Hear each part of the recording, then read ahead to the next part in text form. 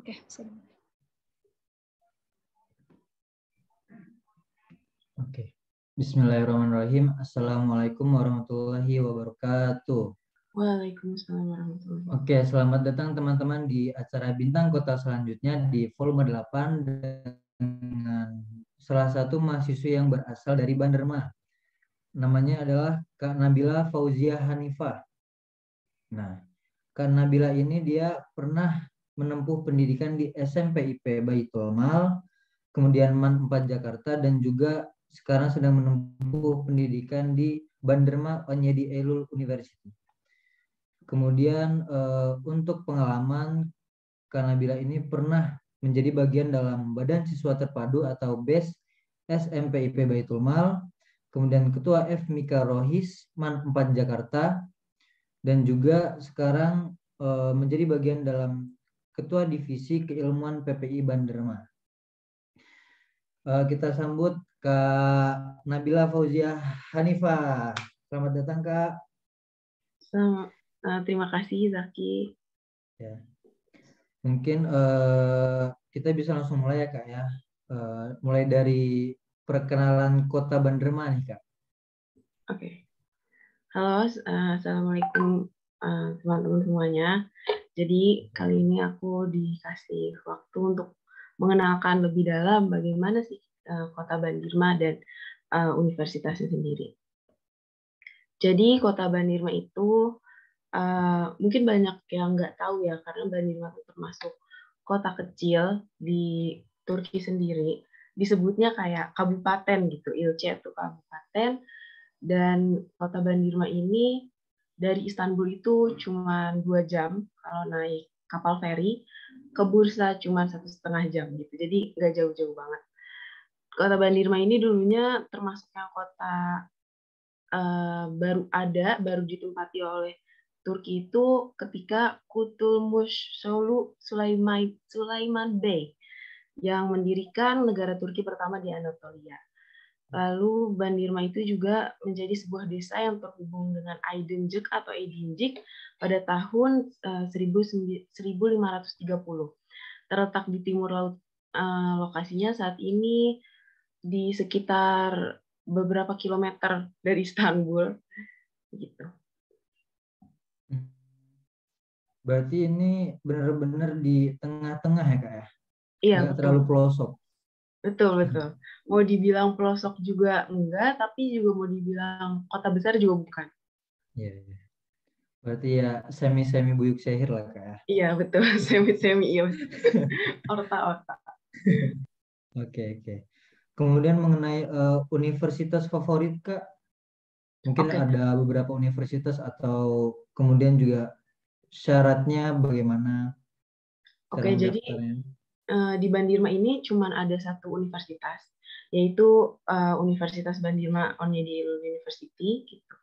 Dan Bandirma ini universitasnya baru berdiri pada tahun 2015, yang sekarang udah banyak banget cabangnya. Fakultasnya udah ada 6, ada fakultas kedokteran, ada fakultas kelautan, ada fakultas ilmu administrasi dan ekonomi, dan juga lain sebagainya. Di jurusannya juga udah lumayan banyak, ada arsitektur ada, kedokteran ada, hubungan internasional ada, dan sekolah vokasinya juga ada. Jadi Bandirma itu sebenarnya kepecah 3 ya, si universitasnya. Jadi ada universitasnya ini kebagi lagi, ada vokasi di Gonen sama Erdek. Jadi Bandirma itu ada deket daerah yang disebutnya lebih kayak desa, itu disebutnya Erdek sama Gonen.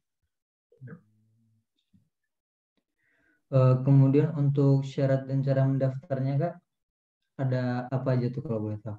Jadi di Bandirma ini ada 2 caranya, ada ya IOS, ya Banji Orange Senava, sama ada juga pemberkasan.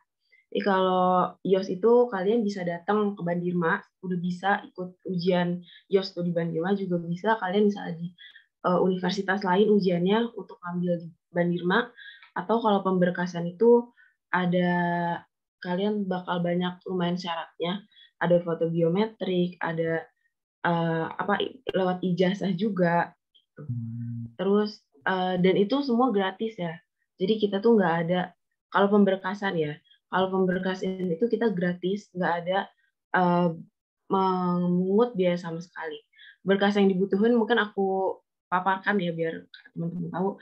Ada paspor, yaitu identitas pribadi, ada pas foto, latar belakangnya putih yang biometrik, terus ada ijazah asli, ada ijazah terjemahan mau bahasa Inggris dan bahasa Turki, terus juga ada transkrip nilai asli, transkrip nilai terjemahan yaitu bahasa Inggris atau bahasa Turki, ada juga akta kelahiran terjemahan, ada juga beberapa data diri yang akan dilengkapi di website Bandirma sendiri. Berarti untuk pendaftaran yang melalui berkas ini cukup mudah ya Kak? Iya, lumayan mudah kalau misalnya kalian emang niat untuk lumayan kan nih sebenarnya banyak yang kayak hal-hal kecilnya itu. Tapi insya Allah kalau emang ada keinginan mudah. Ya, insya Allah. Kemudian mengenai yang iOS Kak, itu ada syarat nilainya nggak Kak? Mungkin ada nilai terendahnya berapa atau belum diketahui gitu? Untuk saat ini sih belum diketahui ya, soalnya untuk Bandirma sendiri itu juga baru tahun ini ngadain YOS di Bandirmanya. Dan teman-teman di sini kebanyakan lewat pemberkasan. Jadi banyak yang belum tahu juga nih kalau YOS itu minimal nilainya berapa. Kemudian nih Kak, kita mundur sedikit ya. Tadi kayaknya ada yang ketinggalan. Di Banderma ada beberapa tempat wisata gitu Kak, yang mungkin bisa kita jadikan tempat destinasi gitu deh. Kalau kita ke Banderma kan biar kayak nggak rugi kan. Udah ke Banderma jauh-jauh nih. Nah, apa aja tuh Kak Bandirma kalau boleh tahu tuh Kak? termasuk kota kecil ya. Tapi serunya di Bandirma itu dia tuh diapit dengan banyak laut gitu. Jadi kalau misalnya mau bosen nih atau lagi galau-galau, langsung aja ke laut, langsung ke sahil gitu. Jadi ya kayak banyak kota kota di Turki lain kan di sini tuh memang banyak laut ya. Tapi di Bandirma ini kelebihannya, jadi kita mau kemanapun itu tuh nggak perlu kayak macet-macetan atau apa. Di sini tuh semuanya serba deket kalau menurut aku sendiri gitu ya. Jadi kita nggak perlu kayak capek-capek. Untuk wisatanya juga ada pantai gitu kayak di Erdek gitu, ada pantai di Gonen juga. Di sana banyak villa-villa gitu kalau misalnya mau nginep di pantai itu, di pinggir pantai. Terus ada juga Bandirma Arkeologi Musesi, itu museum arkeologi ada di dekat sekolah vokasi Bandirma, yaitu mencakup karya-karya yang terkait periode Romawi, Kerajaan Persia, dan periode Bizantium. Terus ada lagi juga Kezikos. Jadi Kezikos itu dulu sebelum nama kota Bandirma itu Bandirma, itu namanya Zikos. Jadi kayak zaman-zaman Yunani kuno, Bandirma namanya Zikos. Nah itu juga ada Zikos Antiquity di Erdek, itu yaitu tempat asal muasal adanya peradaban di wilayah ini. Kota kuno Zikos dibangun di selatan penghubung Erdek dan Bandirma yang diawal dari zaman Neolitik pada abad ke-6 sebelum Masehi. Terus di sini juga ada Ataturk Park, yaitu kayak taman yang ada untuk tempat apa ya, bakar-bakar gitu kalau misalnya kita mau sambil barbecue sama teman-teman gitu, itu bisa banget di sini. Berarti banyak banget ya kayak walaupun kotanya semi buyuk ser tapi waduh kayaknya gak bakal bosen deh kalau di Banderma nih. Insya Allah enggak sih. Mungkin bisa gimana ya, Bandirma tuh lebih kayak ke tempat untuk belajar, tapi kalau untuk ngabisin duit ke Istanbul. Oh iya. Soalnya Oh iya, deket iya. kan dari Istanbul. Benar-benar. Tetap pokoknya kalau ngabisin duit harus ke Istanbul ya. Betul. Oke. Kemudian mengenai suasana kehidupan berkuliah di sana Kak, boleh tahu dong bagaimana mungkin biasanya berangkatnya pakai apa, perjalanan dari rumah ke kampus itu berapa menit, atau mungkin dosennya bagaimana? Oke. Di Bandirma itu aku sih dari semester 1 sampai semester 5 ini, kita ngomongin dari ini aja ya, transportasinya. Transportasinya itu lumayan mudah. Cuman memang sejak corona ini kan bis tuh agak lama datangnya, kayak 15 menit sekali baru datang. Jadi kita tuh kalau dari rumah aku tuh termasuk yang paling jauh untuk ke kampus.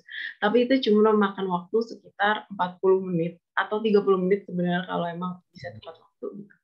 Karena di sini tuh sentralnya itu nggak terlalu jauh dari kampus juga, jadi kita kemana-mana tuh deket. Kalau dari tempat aku yang termasuk paling jauh ini kita 40 menit, dan itu naik 2 bis gitu, transit. Tapi kalau cuma naik 1 bis itu, cuma makan waktu kayak sekitar 20 menit, 25 menit gitu. Yang lama itu ya menunggu orang-orang naiknya gitu, tapi kalau emang naik taksi nggak bakal telat sih.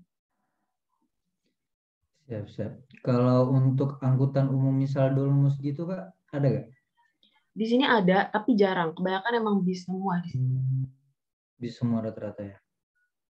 Guys, maaf ini azan bisa ditunggu dulu kali ya? Oh, boleh Kak. Oke.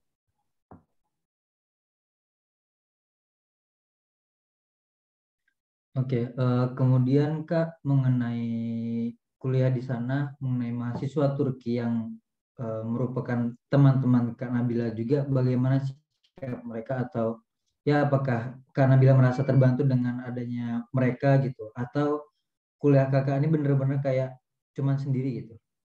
Oke. Udah. Jadi alhamdulillah aku di sini sangat terbantu dengan teman-teman Turki. Kebetulan aku punya teman-teman 6 orang yang paling deket itu. Dan 6 orang ini dari semester 1 sampai semester 5 ini sangat membantu dari pekerjaan, tugas gitu. Apalagi kalau misalnya lagi ujian gitu ya. Aku juga bersyukur sih yang ternyata teman-teman Turki yang seperti ini termasuk langka gitu. Apalagi kalau aku mendengarkan cerita dari teman-teman kota lain. Teman-teman aku nih yang termasuk kalau kita lagi ujian benar-benar diangat gitu. Kita kan sebagai ya banjir, sebagai foreigners tuh benar-benar sangat terbantu kan karena kita tahu apa sih gitu. Setahu-tahunya kita ini tuh bahasa ketiga gitu, bahasa Turki kan. Jadi alhamdulillah untuk teman-teman aku sendiri juga mereka orang yang sangat kepo juga misalnya orang Indonesia. Terus tentang budayanya, kalau misalnya kita makan-makan masakan Indo, mereka juga pengen cobain gitu. Waktu itu pernah temen aku nyoba sambal terasi, terus dia bilang, Ceder gini bilang, dia bilang kayak, ini tuh kayak naga, ini udah gak pedes, ini udah gak kuat gitu. Ya alhamdulillah temen aku seru semua sih yang benar ngebantu, terus juga bukan yang kayak dengan budaya baru mereka merasa kayak terasingkan gitu atau merasa nggak suka dengan budaya itu, enggak, alhamdulillah. Mungkin tapi pengalaman tentang teman Turki kan setiap orang berbeda. Tapi kalau aku kayak gitu sih, baik-baik aja. Oke, alhamdulillah kayak kalau gitu merasa terbantu lah, teman-teman OT-nya nggak terlalu um, mengucilkan gitu Betul. ya. Eh, Kemudian kan dengan keadaan corona yang sekarang, apakah kuliah di sana masih tetap online atau udah mulai offline Kak?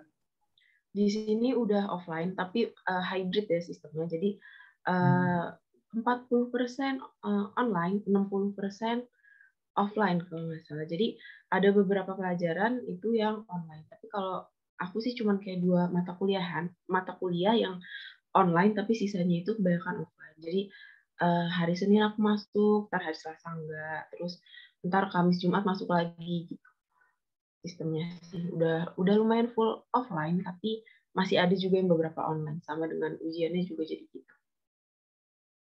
Ada wacana kayak bakal offline gitu gak Kak? Misal kayak semester depan? Full offline maksudnya ya? Iya, full offline. Sampai sekarang sih belum ada berita atau kabar yang baru, tapi kalau sistemnya kayak gini sih menurut aku lebih memungkinkan ya, apalagi dengan sekarang kan corona juga lagi parah lagi kan, ada Omicron, ada apa yang baru gitu.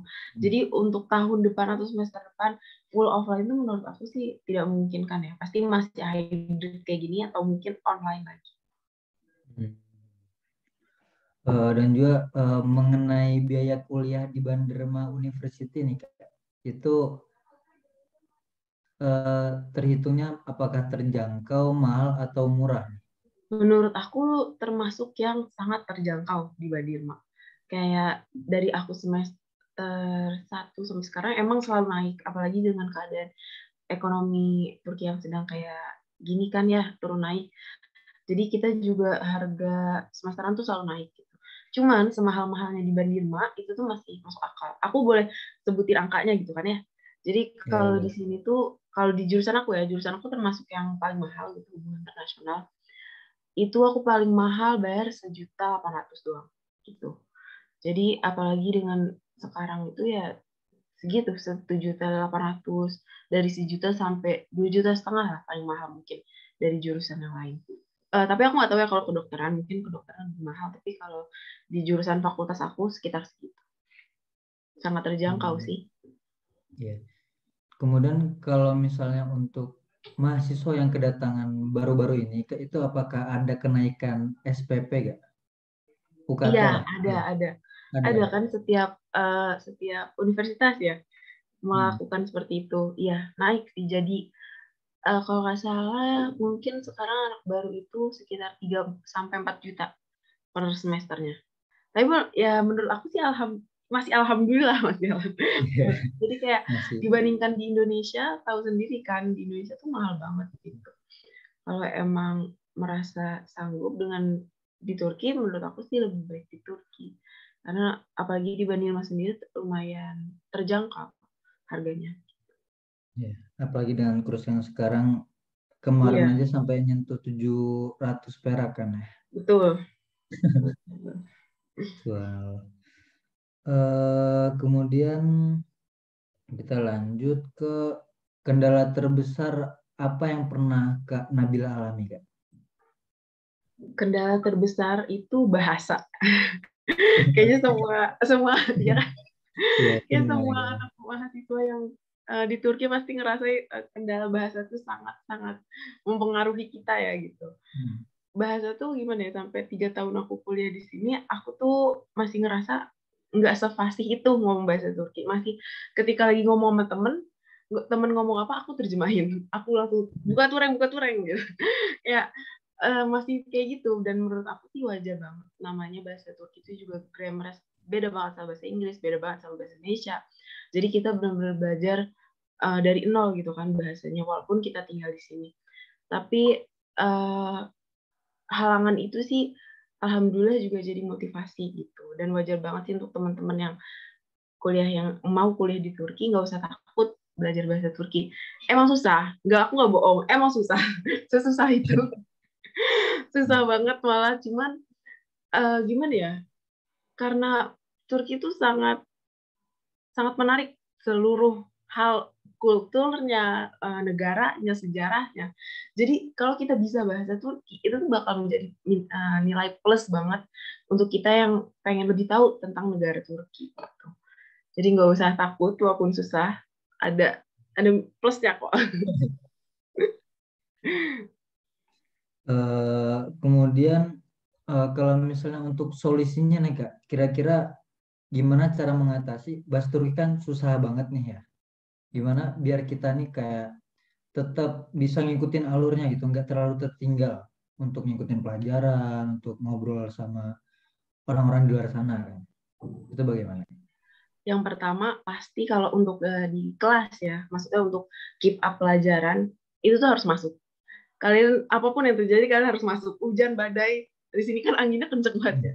Oke, kalian harus tetap masuk karena kita masuk aja dan mendengarkan dan mencatat dosennya aja, nilai kita belum tentu bagus. Apalagi kita nggak masuk gitu kan.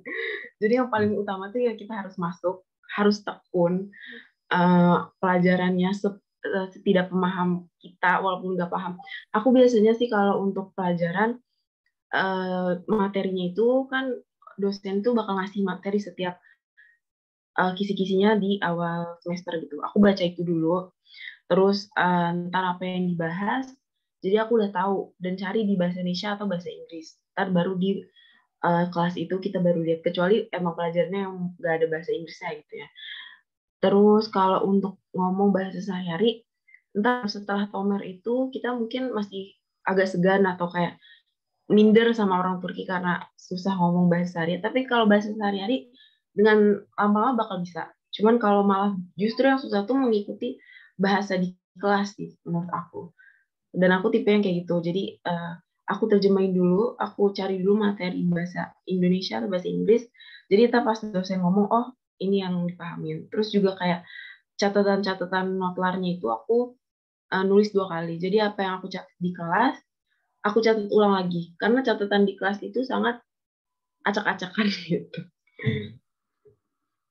Oke, berarti mengenai di kelas ya kayak itu yang paling berat dari yang lainnya. Betul. Jangan malu juga sih, padahal menurut aku orang Turki itu nggak judgmental ya. Mereka tuh kalau kita ngomong berusaha mendengarkan, kalau emang nggak paham mereka bakal bilang nggak paham gitu.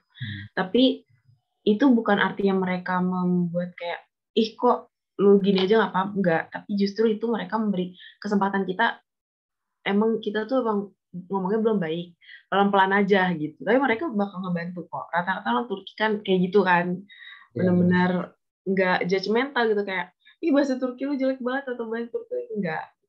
Orang Turki tuh jadi kita nggak usah malu. Pokoknya apa yang kita bisa ngomongin aja.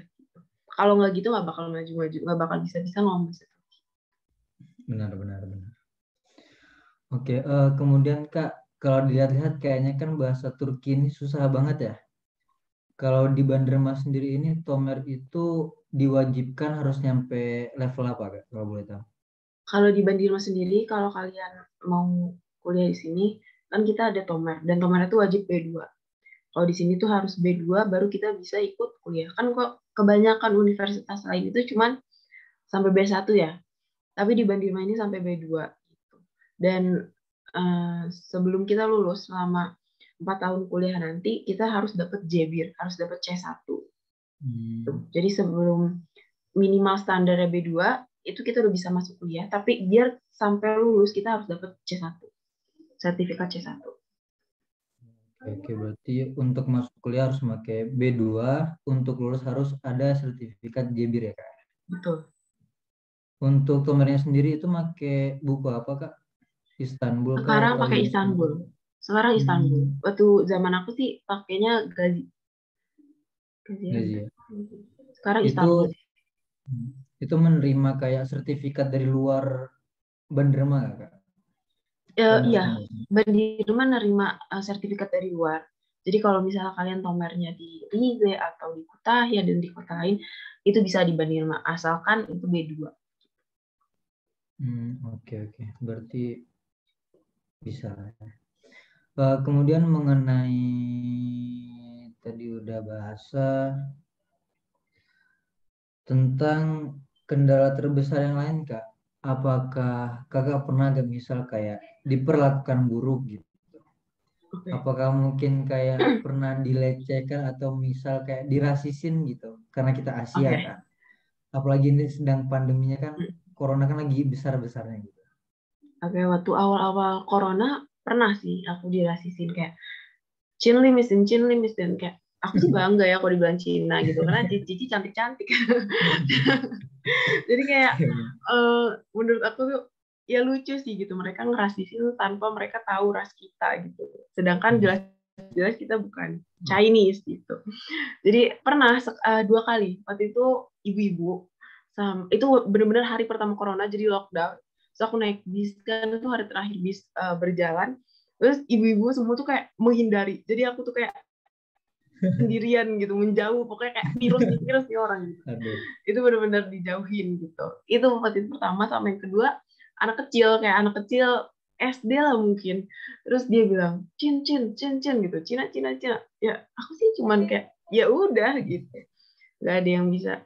Malah aku pernah bilang aku jawab kayak tersekuler. Karena ya Aduh. udahlah orang Oke. ya selama dia bukan rasis yang verbal gitu ya, aku sih it's okay dan dikit sih aku dapat pengalaman yang jelek itu. Mungkin yang terbesar itu di sini shock kultur ya. Mungkin kita ngomong shock kultur juga ya.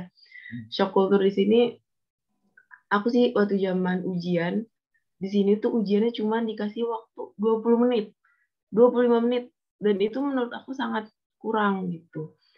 Karena yang ngisi nama yang buletan aja itu hanya butuh 10 menit gitu kan. Iya, Terus gimana kita iya, mau iya. baca soal bahasa Turki dalam waktu 20 menit itu pasti shock kulturnya waktunya sangat mepet kalau ujian terus juga makanannya karena aku pernah di asrama juga setahun makanan di sini tuh agak membuat traumatik karena waktu di asrama aku tuh kurang enak gitu makanan jadi kalau sampai sekarang kalau diajak makan makanan Turki itu masih mending aku nyeplok telur atau aku masak Indomie daripada aku makan di luar gitu. Makanannya sebenarnya enak sih makanan Turki, tapi ya karena aku dulu di asramanya kurang enak makanannya. Jadi itu jadi pengalaman yang buruk. Berarti banyak juga di Turki ini kita masih kayak susah beradaptasi ya, kayak mulai dari makanan atau mungkin beradaptasi dengan masyarakat sekitar ya kayak. Susah sih dibilang nggak susah banget, cuman emang strange aja gitu, emang itu yang sesuatu yang sangat berbeda sama kita, jadi kita ngerasa aneh, tapi bukan jadi susah beradaptasi sih. Untuk aku sendiri nggak terlalu yang kayak susah-susah banget, tapi bisa, tapi gitu. Mungkin Iya. ada nangis-nangisnya dulu, mungkin ada ada drama-dramanya dulu, tapi bisa kok. Kemudian ada gak sih Kak di Banjarmasin banyak juga gak mahasiswa-mahasiswa asing yang seperti kayak kita gitu, seperti orang-orang Indonesia yang belajar di sana? Maksudnya dari negara lain gitu. Iya benar. Banyak di sini ada, tapi mungkin untuk negara Asia yang Asia Tenggara baru kita sendiri, baru Indonesia. Tapi dari negara-negara Afrika, terus kayak Mesir, Yaman, Mauritania, terus Ghana, Guinea, Nigeria, Zimbabwe, itu ada sih, banyak banget. Banyak banget orang-orang, tapi terutama dari benua Afrika, itu yang paling banyak. Sama Asia Timur yang kayak Kazakhstan, Turkmenistan, Afghanistan, itu lebih banyak dibandingkan kita yang dari Asia Tenggara. Untuk negara kayak Malaysia itu belum pernah ketemu sih, belum pernah ada murid dari Malaysia. Kalau misalnya komunikasi sama mereka Kak, lebih ke pakai bahasa Inggris atau Arab atau mungkin bahasa apa gitu? Random Inggris. sih kadang kalau sama orang, sama teman-teman internasional. Dulu kita ngomong bahasa Inggris, terus setelah kita udah bisa bahasa Turki, kadang bahasa Turki tapi campur Inggris gitu. Terus ada juga teman-teman yang emang bisa bahasa Arab, kadang ngomong bahasa Arab sama orang-orang dari negara yang ngomong bahasanya Arab gitu. Oke, oke. Jadi begitu ya. Kemudian itu tadi mengenai Banjar dan juga bahasa ya Kak ya. Eh, kita akan lanjut ke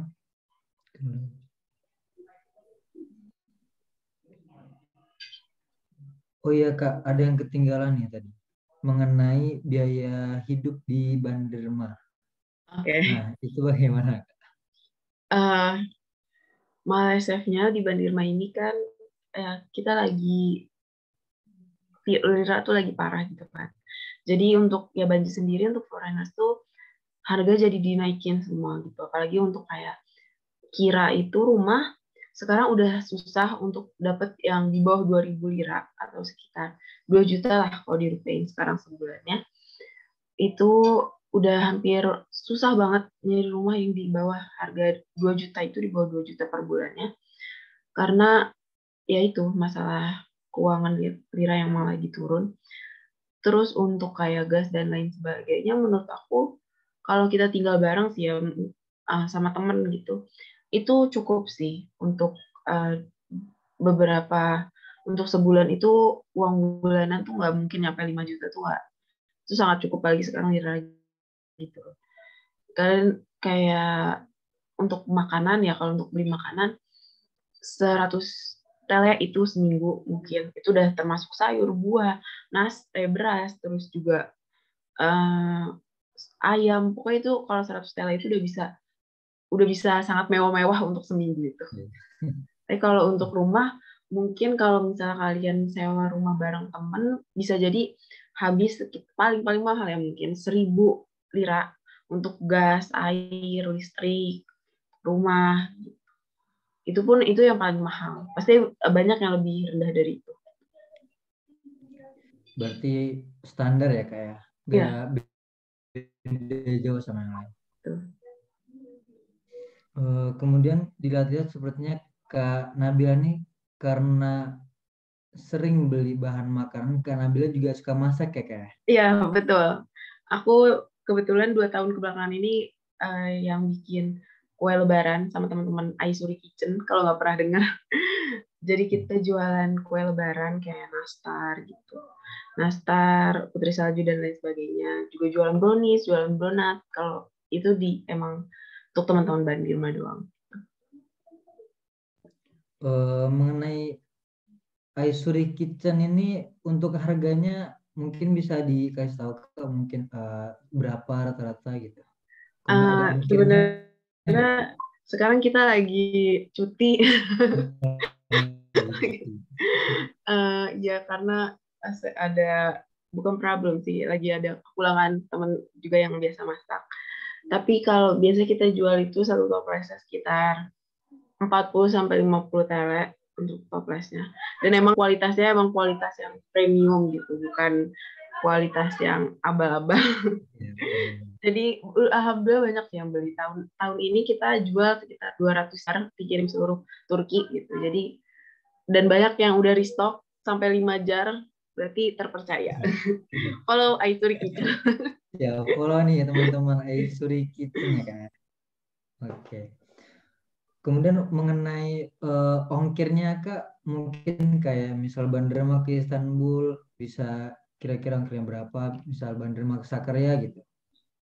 Iya sih, biasanya kita ongkirnya kapada ODM, bayar di tempat COD. Cuman kalau emang mau langsung bayar bisa, tapi biasanya sih bayarnya kayak uh, sekitar 20 tele untuk sekitar 2 jar 3 jar tuh 20 tele ke Istanbul ya. 20 sampai 25 lah kalau ke Istanbul. Kalau ke tempat lain bisa sampai 30, bisa juga sampai belasan juga bisa sih kalau cuma satu toples doang. Tapi sekarang lagi nggak buka order ya guys. Ya. Kalau misalnya di sekitaran Bandarma itu bisa diantar atau harus ngambil Kak? Iya, biasanya kita ngantar gitu. Ada waktu itu juga KJRI ke sini kita nganterin brownies dan lain sebagainya. Tapi sekarang tutup. Siap. Ditunggu Kak.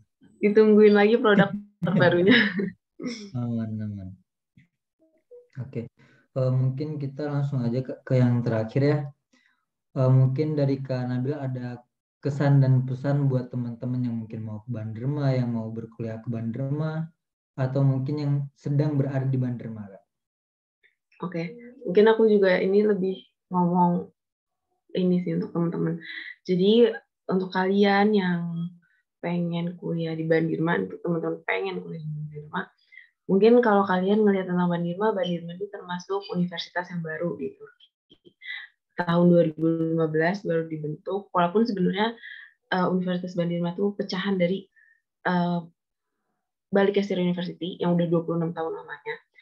Dan banyak banget nih teman-teman yang mau ke Bandirma selalu nanya, Kak, tapi kan sekolah baru gitu, universitas baru di sana gitu. Tapi guys, di sini tuh sistemnya nggak kayak Indonesia. Jadi kalau di Turki itu dosennya itu setiap 5 tahun sekali mereka pindah gitu. Jadi kalian tuh bakal dapet yang fair kok, nggak bukan jadi misalnya kalau di Indo kan ada kayak guru besar UI atau guru besar ini, tapi kalau di sini kita fair. Guru aku banyak banget yang ketika kita lagi semesteran berakhir, beliau pada pindah ke universitas lain karena mau di sini di rolling gitu kan, dimutasi ke tempat lain gitu. Jadi kalian nggak perlu takut walaupun universitasnya baru, tapi kita sama kok fasilitasnya juga. Mungkin kalau kalian melihat ranking, ya udah kalau emang ternyata kalian mencarinya ranking gitu ya. Cuman kalau untuk kalian mencari fasilitas sama dosennya itu menurut aku sama aja sih sama universitas-universitas negeri di Turki. Gitu.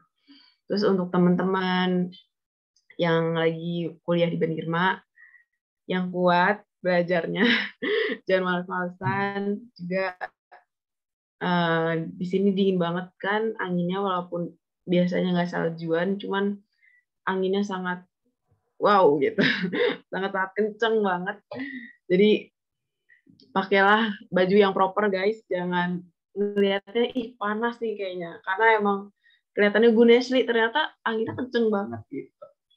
Semangat belajarnya, jangan lupa Devam Sesuknya juga. Aduh. Itu sih dari aku.